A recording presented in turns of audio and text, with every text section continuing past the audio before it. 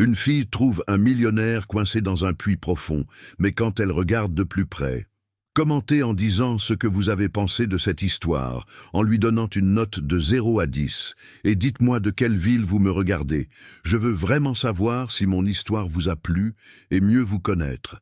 Alors abonnez-vous à ma chaîne pour soutenir mon travail. Je compte sur votre aide.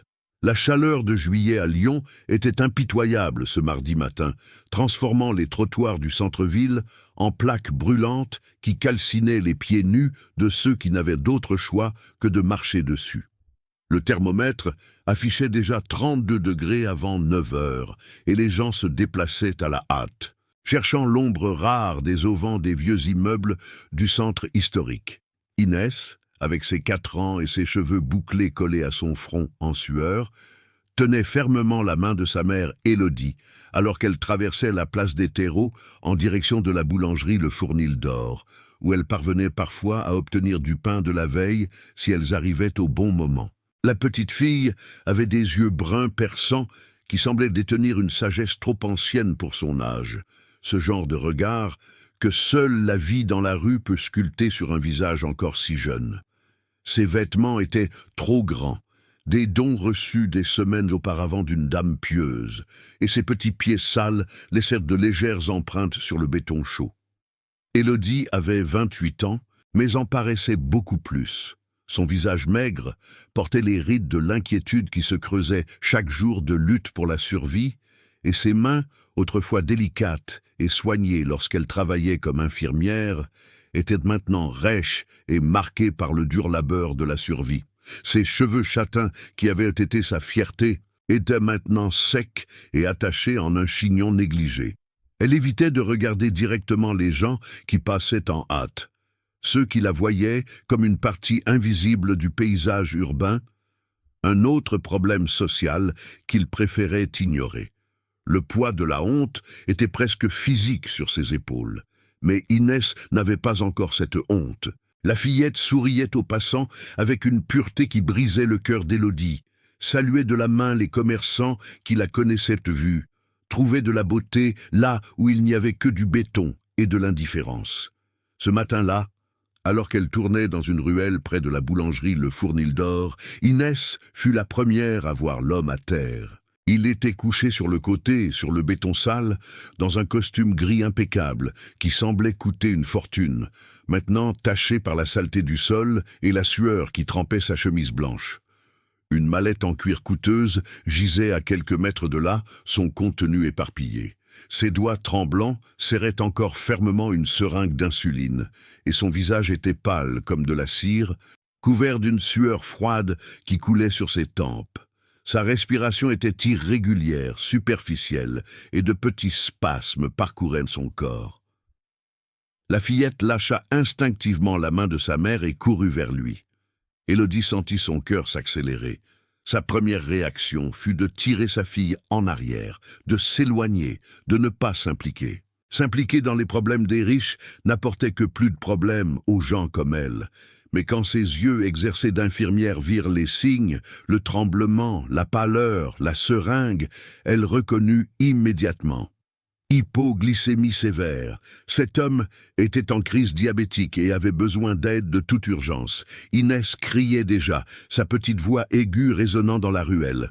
Elle courut jusqu'à la porte de la boulangerie, frappant de ses petites mains sur la vitre. Le boulanger, Pascal, un homme de 55 ans au ventre proéminent et au cœur tendre, répondit, irrité, mais quand il vit l'enfant pointer désespérément vers la ruelle, son expression changea. Il accourut, appela les secours, et dans les 15 minutes qui suivirent, ce coin oublié de la ville s'emplit de mouvements et de sirènes. Élodie resta là, serrant Inès contre sa poitrine, observant les ambulanciers travailler. Elle savait exactement quoi faire, chaque procédure, chaque médicament, mais ses lèvres restèrent scellées. Elle ne pouvait pas révéler qu'elle comprenait, ne pouvait pas donner d'indices sur qui elle avait été un jour. Cette partie de sa vie était enterrée sous des couches de honte et de regret. Quand l'ambulance partit, emportant l'homme inconscient, Pascal s'approcha d'elle. Il mit dans la main d'Élodie un sac de pain encore chaud et 2 verres de lait. Inès remercia avec un sourire radieux, et pour la première fois depuis des mois, Élodie vit une gentillesse sincère dans les yeux de quelqu'un.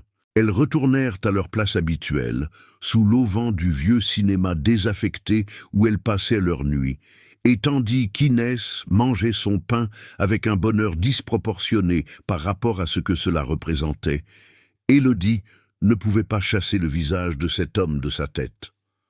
3 jours plus tard, Luc Bernard se réveilla dans un lit d'hôpital privé, la tête lourde, la vision floue et des souvenirs confus de cette ruelle sale où il avait failli perdre la vie.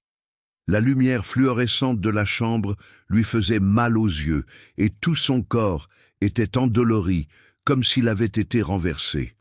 À 52 ans, il était propriétaire d'un réseau de 5 cliniques médicales réparties dans la région lyonnaise et les villes voisines, un empire construit brique par brique avec une obstination inébranlable.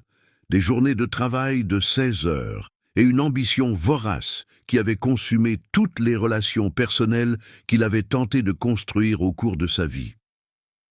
Luc avait 3 caractéristiques qui avaient défini toute sa vie d'adulte et façonné sa réputation dans le monde des affaires. Une détermination de fer, frôlant l'obsession qui faisait trembler ses concurrents, une incapacité quasi pathologique à admettre ses vulnérabilités ou à demander de l'aide même quand il coulait, et une distance émotionnelle glaciale qui éloignait toute personne tentant de s'approcher sincèrement de lui, transformant chaque relation en une transaction froide et calculée. Quand l'infirmière de service lui raconta qu'une enfant des rues avait été responsable de l'alerte sur son état critique, Luc sentit quelque chose d'étrange bouger en lui. Ce n'était pas exactement de la gratitude, c'était quelque chose de plus profond et de plus troublant.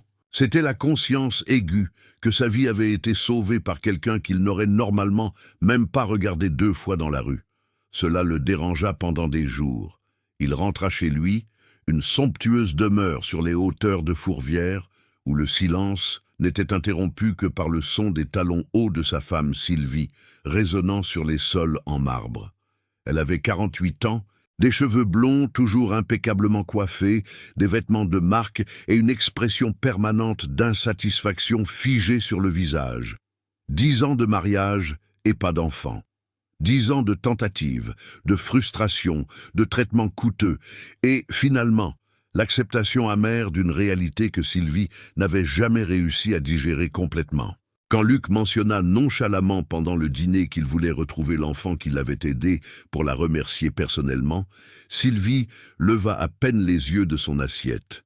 Sa voix sortit froide, calculée, comme toujours. Elle dit qu'il ne devrait pas s'embêter avec ce genre de choses, qu'il avait déjà tant de problèmes à régler dans ses affaires, que s'il se sentait mal, ses médicaments devaient encore être mal dosés. Luc acquiesça en silence, mais la graine était déjà semée. Dans les semaines qui suivirent, il se surprit à penser de plus en plus à cet enfant inconnu. Pendant des réunions importantes avec ses associés en signant des contrats millionnaires, son esprit vagabondait vers cette ruelle sale où il avait failli perdre la vie. Il commença à passer en voiture dans le centre-ville à l'heure du déjeuner, regardant à travers les vitres teintées à la recherche de quelque chose qu'il ne savait même pas définir. C'est un après-midi de février, alors que la chaleur commençait à s'adoucir, qu'il les trouva enfin.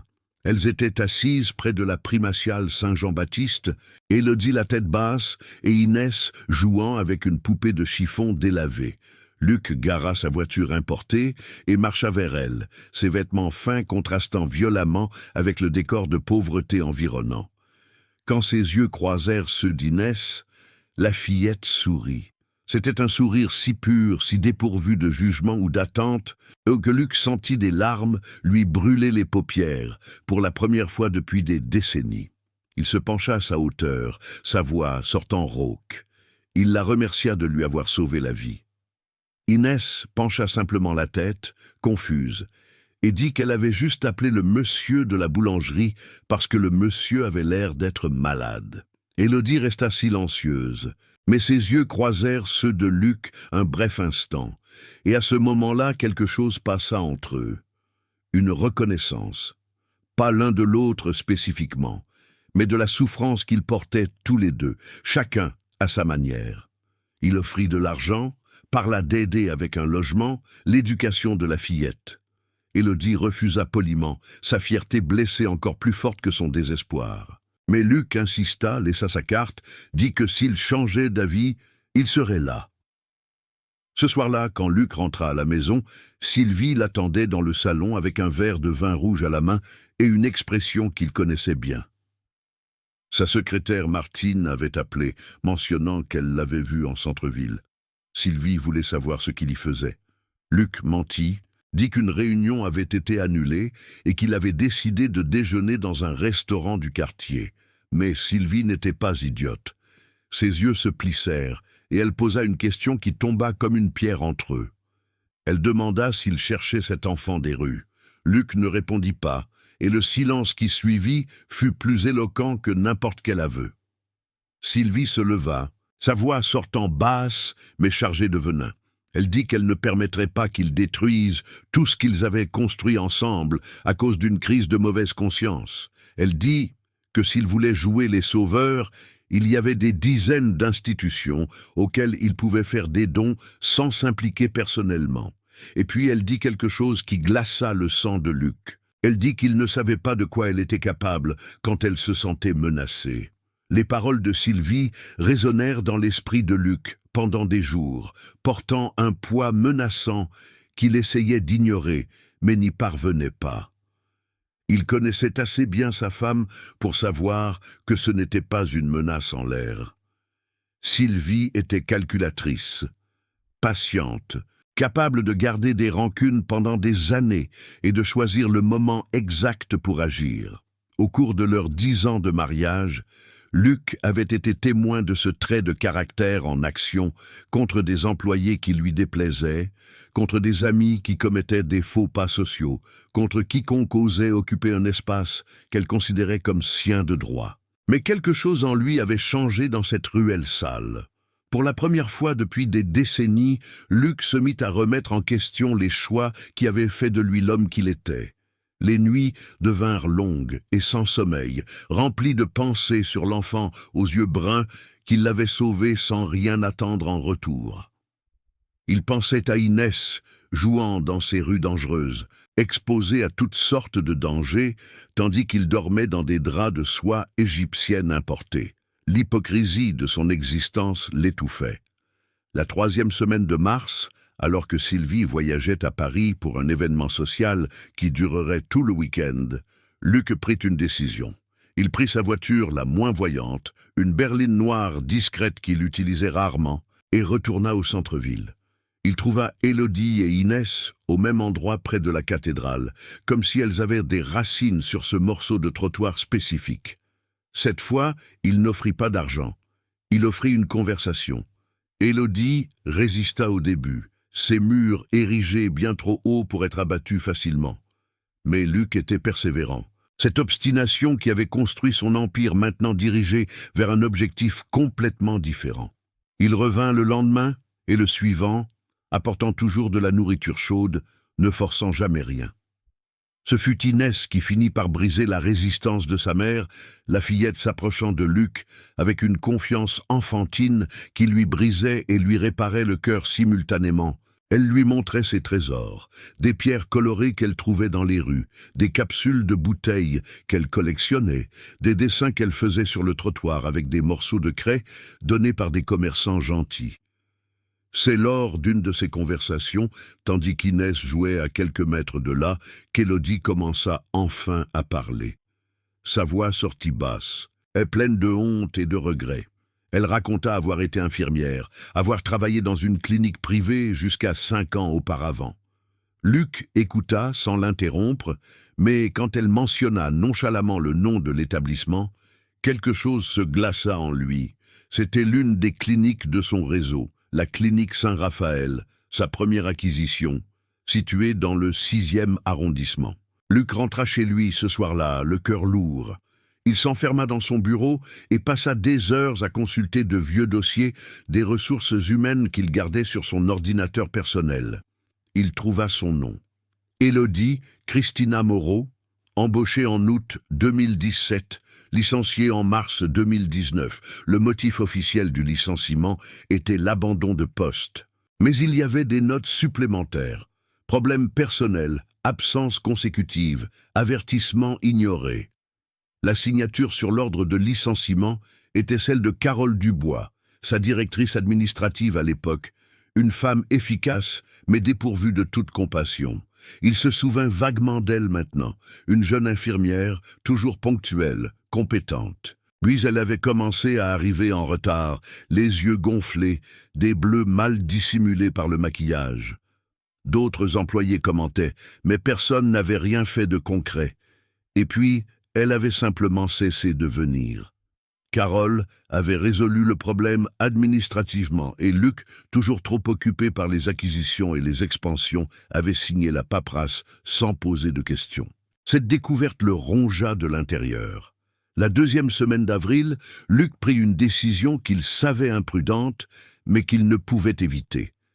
Utilisant l'argent de son compte personnel, celui que Sylvie ne surveillait pas de si près, il loua un petit appartement dans le quartier de la Guillotière. Ce n'était pas luxueux, juste un simple 2 pièces, dans un immeuble ancien, mais propre et sûr. Il l'offrit à Élodie à une condition, qu'elle le laisse l'aider sans se battre, sans fierté blessée. Élodie pleura en voyant l'appartement, ses mains tremblant alors qu'elle touchait les murs propres, le canapé simple mais neuf, le réfrigérateur rempli. Inès courut à travers les pièces avec une joie pure qui força Luc à se détourner pour cacher les larmes qui insistaient à couler. Mais garder le secret était plus difficile qu'il ne l'imaginait. Martine, sa secrétaire de 61 ans qui travaillait avec lui depuis 2 décennies, remarqua les absences à l'heure du déjeuner. Elle remarqua aussi l'argent déplacé de son compte personnel, car elle avait accès à tous les relevés pour organiser sa comptabilité personnelle. Un après-midi, alors que Luc revenait d'une visite à Inès et Élodie avec une tache de glace au chocolat sur la manche de sa chemise, gracieuseté d'une Inès enthousiaste, Martine ferma la porte du bureau et s'assit en face de lui avec cette expression maternelle que seule elle pouvait avoir avec lui. Martine ne jugea pas, elle l'alerta simplement. Elle dit que Sylvie avait des yeux et des oreilles partout, qu'elle n'était pas idiote, et qu'elle avait déjà appelé 2 fois cette semaine-là pour demander où il se trouvait. Luc savait que Martine avait raison, mais quelque chose en lui refusait d'abandonner. Pour la première fois de sa vie, il faisait quelque chose qui n'avait aucun rapport avec le profit, le statut, la construction d'un empire. Il essayait juste d'aider une enfant et sa mère, et cela comblait un vide en lui qu'il ne savait même pas exister. Les visites continuèrent tout au long d'avril et jusqu'en mai. Luc aida Élodie à s'inscrire à un cours de remise à niveau pour infirmière, paya les documents qu'elle avait perdus, réussit à la faire embaucher dans un centre de santé du quartier grâce à une connaissance.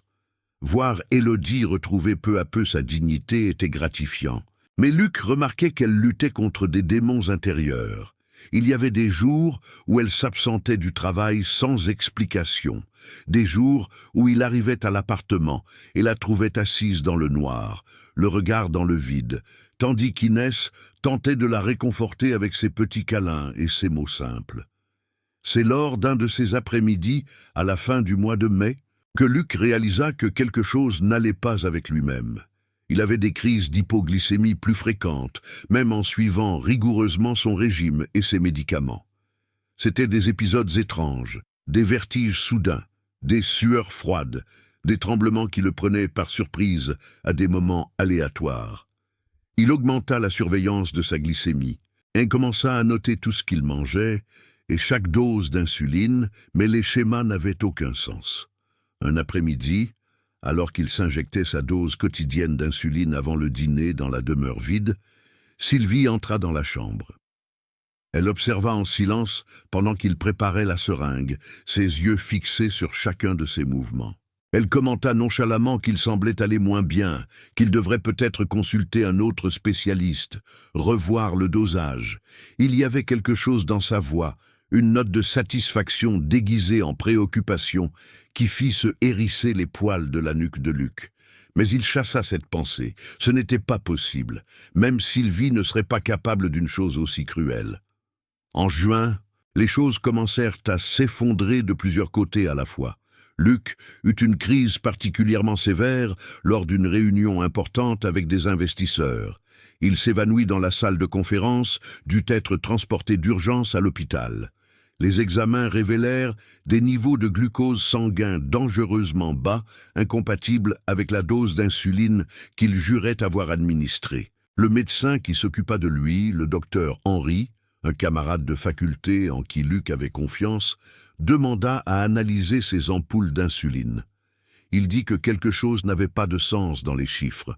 Luc apporta les ampoules qu'il gardait à la maison, celles du réfrigérateur spécial de sa chambre. Le docteur Henry les envoya à un laboratoire privé avec des instructions de confidentialité absolue. Le résultat mit 5 jours à arriver, et quand il arriva, il détruisit ce qui restait de la vie que Luc connaissait. Les ampoules étaient trafiquées. La concentration d'insuline était manipulée, augmentée à des doses subtiles, mais suffisamment importantes pour provoquer les crises. Quelqu'un essayait de le maintenir malade, fragilisé, dépendant. Quand Luc rentra chez lui ce soir-là, les résultats en main, Sylvie était dans le salon à boire du vin, comme à son habitude. Il jeta les papiers sur la table basse et la regarda simplement, attendant. Sylvie lut les résultats lentement, son expression ne changeant pas d'un iota. Puis elle leva les yeux vers lui et sourit. C'était un sourire glacial, vide, que Luc n'avait jamais vu auparavant sur ce visage qu'il avait un jour trouvé beau. Elle ne nia pas. Elle dit avoir commencé il y a 6 mois, après avoir remarqué qu'il s'éloignait, qu'il était trop froid même pour ses standards. Elle dit qu'elle n'avait pas l'intention de causer quoi que ce soit d'irréversible, qu'elle voulait juste le garder prisonnier d'elle, dépendant, incapable de partir et de construire une vie sans elle. Les mots sortaient de sa bouche avec un calme troublant, comme si elle décrivait une recette de gâteau et non une tentative systématique de nuire à son propre mari. Et puis, elle dit quelque chose qui glaça le sang de Luc. Elle dit qu'elle avait découvert l'appartement, Élodie et Inès, et que s'il ne mettait pas fin à cela immédiatement, elle s'arrangerait pour que les services sociaux retirent l'enfant à sa mère pour négligence, en utilisant ses contacts et en fabriquant des preuves si nécessaire. Luc ne dormit pas cette nuit-là. Il resta assis dans le fauteuil en cuir de son bureau, regardant le vide, tandis que les mots de Sylvie résonnaient dans sa tête comme des cloches funèbres. La menace était réelle et il le savait. Sylvie avait des contacts dans divers secteurs de la ville, des amis bien placés dans des organismes publics, des connaissances qui lui devaient des faveurs. Fabriquer un dossier de négligence serait laborieux, mais pas impossible, surtout étant donné qu'Élodie était une ancienne sans-abri, avec un historique d'emploi instable. La simple possibilité qu'Inès soit arrachée des bras de sa mère et placée dans un foyer faisait se retourner l'estomac de Luc. Pour la première fois de sa vie d'adulte, Luc se retrouva complètement paralysé. Son obstination caractéristique, cette détermination qui l'avait toujours fait surmonter tous les obstacles, se heurtait à un mur infranchissable. S'il continuait à aider Élodie et Inès, il mettait l'enfant en danger. S'il s'éloignait, il les abandonnait à nouveau à leur sort. Il n'y avait pas d'issue qui n'impliquait pas de souffrance. Dans les jours qui suivirent, Luc réduisit considérablement ses visites à l'appartement de la Guillotière. Quand il y allait, il ne restait que quelques minutes, toujours tendu, regardant par-dessus son épaule. Inès remarqua immédiatement le changement, avec cette perception aiguë que les enfants ont pour capter quand quelque chose ne va pas dans le monde des adultes. Elle demanda si elle avait fait quelque chose de mal, si tonton Luc était en colère contre elle. Les mots de la fillette transpercèrent son cœur comme des couteaux aiguisés, mais il força un sourire et dit qu'il était juste très occupé par le travail. Élodie le perçut aussi, mais contrairement à Inès, elle comprit ce qui se passait. Elle connaissait assez bien les schémas des hommes riches qui font la charité sur un coup de tête et le regrettent ensuite lorsque la réalité devient gênante. Elle commença à se refermer sur elle-même, Ces murs que Luc avait tant travaillé à abattre se reconstruisant pierre par pierre. Elle cessa de répondre à ses appels, commença à s'absenter du travail au centre de santé, recommença à rester assise des heures dans le noir, pendant qu'Inès jouait seule dans la petite chambre. C'est durant cette période, à la mi-juillet, que la deuxième catastrophe frappa Luc. Son comptable, Stéphane Moreau, un homme de 45 ans qui travaillait pour lui depuis 8 ans, fut découvert en train de détourner des fonds des cliniques. La découverte se fit presque par accident, lorsqu'un audit de routine révéla des incohérences dans les bilans de 2 unités. Luc demanda une enquête plus approfondie, et ce qu'ils trouvèrent fut dévastateur. Stéphane détournait de l'argent depuis plus de 2 ans, utilisant un système complexe de fausses factures et de fournisseurs fantômes. Le total atteignait près de 2 millions d'euros, une somme qui menaçait la stabilité financière de tout le réseau. Confronté, Stéphane s'effondra. Il avoua tout entre les larmes, révélant une addiction au jeu qui avait détruit ses économies et l'avait poussé au désespoir. Il avait hypothéqué sa maison, vendu sa voiture, contracté des prêts auprès d'usuriers, et quand il ne lui restait plus rien, il avait commencé à voler Luc. La trahison fit plus mal que l'argent perdu. Stéphane n'était pas seulement un employé, c'était quelqu'un en qui Luc avait confiance, qu'il invitait au barbecue chez lui, dont les enfants recevaient des cadeaux de Noël de sa part. La découverte que même cette relation était basée sur des mensonges brisa quelque chose en Luc. Il commença à douter de sa capacité à juger le caractère des gens, à faire confiance à qui que ce soit. Si sa propre femme l'empoisonnait systématiquement et que son comptable de confiance le volait depuis des années, en qui pouvait-il avoir confiance? Les conséquences financières furent brutales. Pour couvrir les dettes et éviter des poursuites judiciaires qui terniraient la réputation des cliniques, Luc dut vendre 2 unités. La clinique Sainte-Thérèse et la clinique Bellevue furent vendues à des prix inférieurs au marché dans des négociations précipitées. Des dizaines d'employés perdirent leur emploi dans la restructuration qui suivit. Luc se vit contraint de licencier des personnes qui travaillaient pour lui depuis des années, de les regarder dans les yeux et de détruire leur vie à cause des erreurs de Stéphane et de sa propre négligence à superviser correctement. Martine tenta de le réconforter, mais même sa loyauté commença à paraître suspecte à Luc dans ses moments les plus sombres. Il se mit à travailler tard tous les soirs, évitant à la fois la demeure vide et l'appartement où Élodie et Inès l'attendaient avec des attentes qu'il ne pouvait plus satisfaire. Il commença à boire seul dans son bureau, chose qu'il n'avait jamais faite auparavant, observant la ville illuminée par la fenêtre, tandis que sa vie s'effondrait autour de lui. Sylvie, de son côté, semblait satisfaite du chaos. Elle avait cessé de trafiquer l'insuline de Luc, ce n'était plus nécessaire. Il était exactement là où elle le voulait, fragilisé, isolé, dépendant de la seule constante qui restait dans sa vie, même si cette constante était venimeuse. Pendant les dîners silencieux qu'ils partageaient, elle faisait des commentaires subtils sur son inquiétude pour lui, sur sa volonté d'aider, sur le fait qu'ils devraient peut-être faire un voyage ensemble pour qu'ils se détendent. Le cynisme de ses offres était si transparent qu'il en devenait obscène. En août, lorsque le divorce devint inévitable, Sylvie montra ses vraies griffes. Elle engagea les meilleurs avocats que l'argent pouvait acheter et lança une guerre juridique qui menaçait de laisser Luc financièrement ruiné.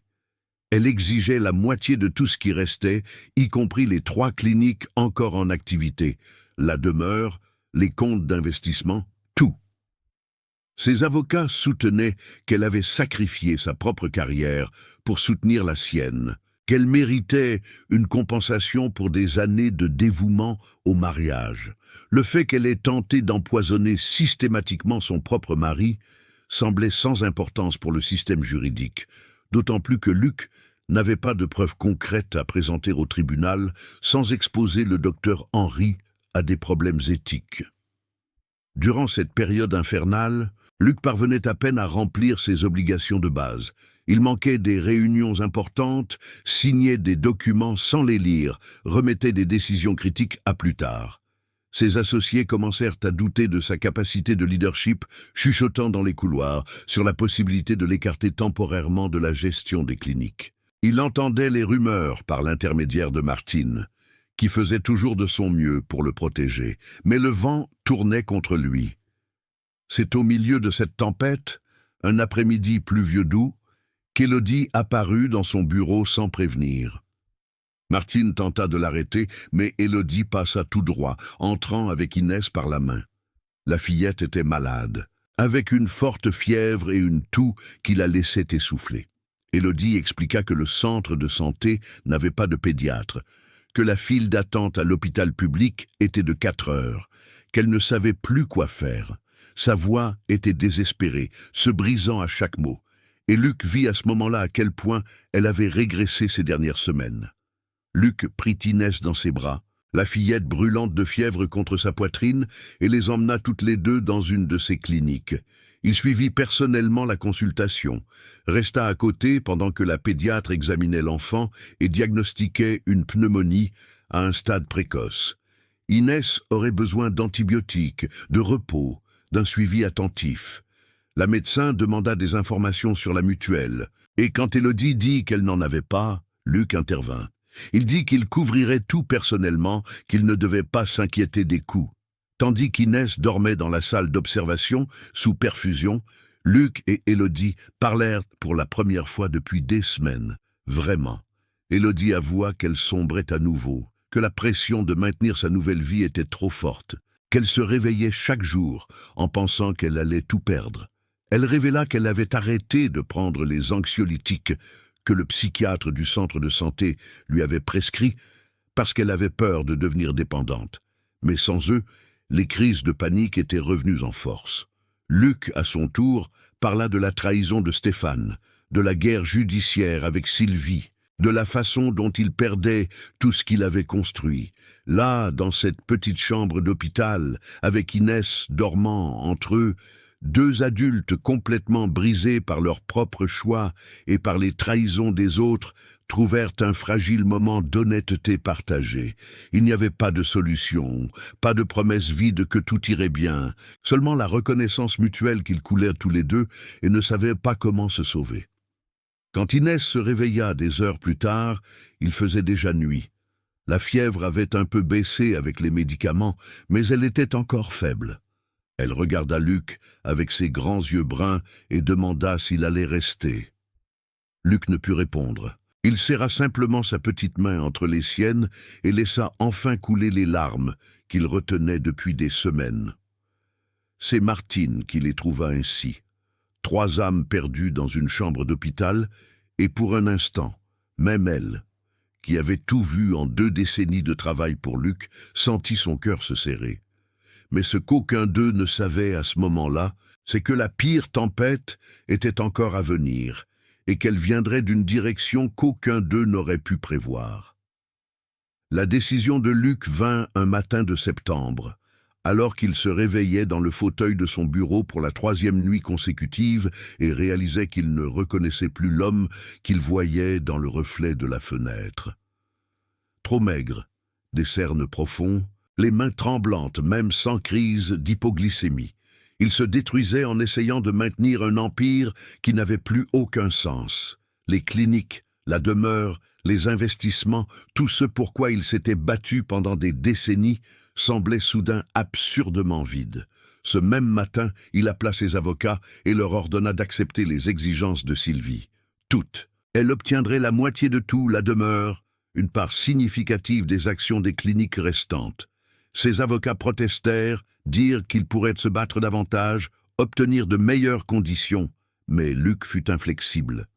Il voulait que ce soit terminé, il voulait Sylvie hors de sa vie une fois pour toutes, et si le prix était la moitié de sa fortune, qu'il en soit ainsi.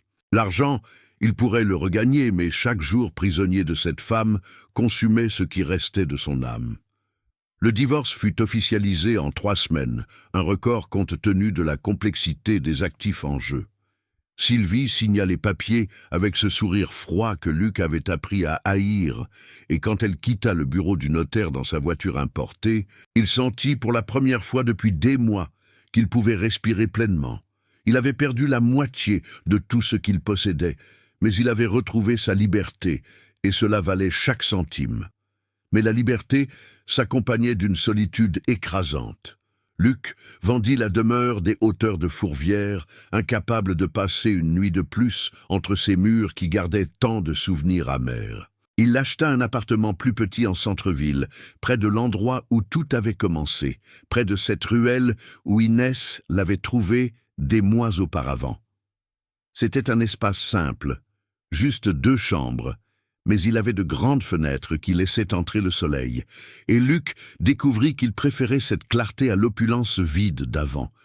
Durant cette période de transition, il s'éloigna complètement d'Élodie et d'Inès, non par manque de volonté, mais parce qu'il devait régler sa propre vie avant de pouvoir aider qui que ce soit d'autre. Martine le tenait informé, vérifiant discrètement auprès de contacts au centre de santé comment elles allaient. Élodie avait repris le travail régulièrement. Inès fréquentait une petite école de quartier. Et toutes deux restaient stables dans l'appartement de la Guillotière, dont Luc continuait de payer le loyer anonymement via un compte qu'il avait créé à cet effet. C'est à la fin du mois de septembre que l'idée commença à prendre forme. Luc examinait les chiffres des 3 cliniques qu'il contrôlait encore, analysant les flux de trésorerie et les projections, quand il réalisa que malgré toutes les pertes, il disposait encore de ressources importantes.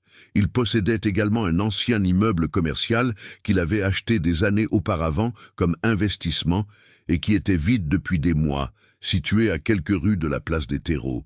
Et puis, alors qu'il regardait ces chiffres froids sur un tableur, un souvenir traversa son esprit avec une force viscérale. Inès souriant dans cette ruelle sale, lui sauvant la vie sans rien attendre en retour. L'idée était radicale, irréalisable selon tous les standards d'affaires qu'il avait suivis toute sa vie. Mais Luc découvrit qu'il ne se souciait plus des standards d'affaires. Il voulait faire quelque chose qui comptait vraiment, quelque chose qui donnerait un sens à toutes les années qu'il avait gaspillées à accumuler des richesses sans but.